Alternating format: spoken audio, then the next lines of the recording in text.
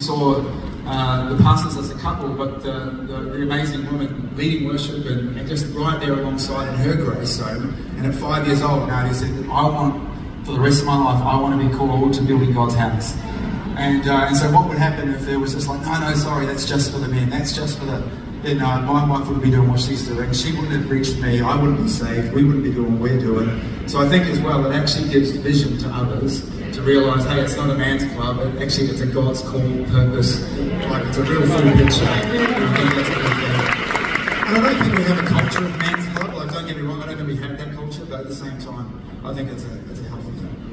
Fantastic. I saw some stats recently that it's actually above 50% of our congregations are made up of females, so that's a really good point. Did I hear correctly? So you got saved because of Nadia's witness?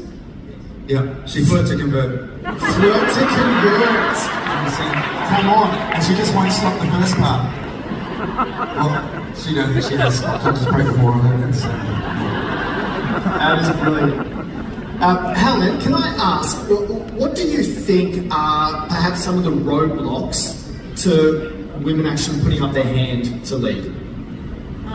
I think there's two that really stand out to me, and the first one is their own self-value and confidence, that there's room for them. Have I really got this gift on me? I think it's a natural thing for women to, they say if a woman applies for a job, she'll make sure that she meets 95% of the criteria before she applies. If a guy applies for a job, he'll make sure he meets 20%.